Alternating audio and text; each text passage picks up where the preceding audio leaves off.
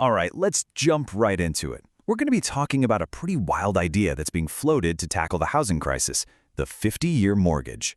Some people are calling it a total game changer, something that could finally make buying a home affordable again. But others, they're warning it's nothing more than a financial trap. So, which one is it? I mean, just think about that for a second. With home prices and interest rates where they are, finding a way to slash your monthly payment, well, that could be the difference between finally owning a home or being stuck renting forever. And that right there, that's the big promise behind this whole proposal. It's a really powerful hook. So where did this idea even come from? Well, this proposal for a 50-year home loan is something that's been floated by the Trump administration. And if it happens, it would be a huge shift from the 30-year mortgage that's basically been the standard in America for, generations. So what are we really talking about here? It's pretty simple, actually. Instead of paying off your house over 3 decades, you'd stretch all those payments out over 5 decades. It's like giving yourself a much, much longer runway to pay off the exact same amount of money. And you should know, this isn't just some idea being kicked around. This is real. The nation's top mortgage regulator has gone on record saying they're actively working on it. They're really framing this as a revolutionary new way to help more Americans finally get that dream of homeownership. Okay, so what's the big deal? Why is this so appealing to people? Honestly, it really just comes down to one thing: your monthly cash flow. The #1 argument for this idea is that it puts more money back into your pocket every single month.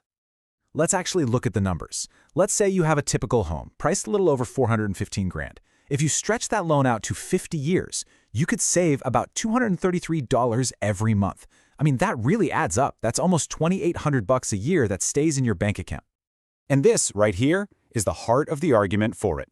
You've got the chief economist for the National Association of Realtors saying, look, for a lot of people who are totally locked out of the market, this might be the only way they can get in and start building equity instead of just throwing money away on rent. But as you've probably already guessed, that monthly savings, it comes at a price, a really significant long-term price. So let's flip the coin and look at the trade-offs. Right. This is the question on everyone's mind. If you're saving money every month, where's the downside? Well, the answer is kind of hidden in the fine print. It's all about the total cost you pay over the entire life of the loan. This chart really tells the story. It's staggering. On a $400,000 loan, you'd pay around $438,000 in interest over 30 years. But with a 50-year loan, that interest just balloons to over $816,000. You literally end up paying almost double in interest. Just let that number sink in for a minute. Over $378,000. To save a couple $100 a month, you would end up paying the bank an extra $378 grand over the life of the loan. That's almost enough to buy a whole other house. And the cost isn't just about the interest you pay. It's also about building wealth. Check this out. After 10 years of making payments, someone with a standard 30-year mortgage would own about 24% of their home. But with the 50-year option, you'd only have a 14% stake. And here's why that's so important. Building equity this slowly is incredibly risky.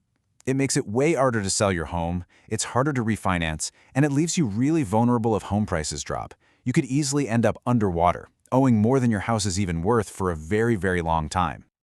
So, this all brings up a much bigger question. Does lowering payments actually solve the real problem with the housing market? Well, most economists are pretty skeptical. Yeah, there's pretty much a consensus among housing experts on this. They all say the real crisis is a lack of supply. We just don't have enough homes for sale. So they're warning that making it easier for people to borrow more money doesn't build any new houses. All it does is fuel more competition for the few homes that are available, which could just push prices up for everybody. This quote from an economist at Realtor.com just hits the nail on the head. He's saying that if you give more people more buying power, but you don't add any more homes to the market, you basically just start a bidding war. And pretty soon, any savings you thought you were getting from lower monthly payments could be completely wiped out by paying a higher price for the house in the first place. So as you can imagine, an idea this big and this different has kicked up a total firestorm of debate. You've got passionate supporters, you've got fierce critics, and on top of all that, it faces a pretty major roadblock before it could even become a reality. And what's really fascinating here is that the criticism isn't just coming from one side of the political spectrum. You have staunch conservatives like Representative Marjorie Taylor Greene coming out strongly against it. She argues that the only real winners here would be the banks, not the homeowners. And then there's the legal stuff. There's a big, practical hurdle called the Dodd-Frank Act. These were the rules put in place after the 2008 financial crisis to make lending safer. And right now, that law pretty much caps most standard mortgages at 30 years. So to make 50-year loans a common thing, it would probably take a whole new act of Congress. So when you strip it all away, it really boils down to this one central conflict.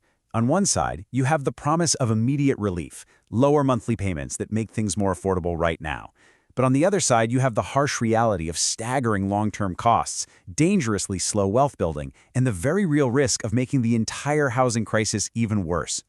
Ultimately, this whole debate over the 50-year mortgage kind of forces us to ask a much deeper question. For decades, owning a home has been seen as the main way families build generational wealth in America. So does a loan that makes that process so incredibly slow change the very definition of what it means to be a homeowner?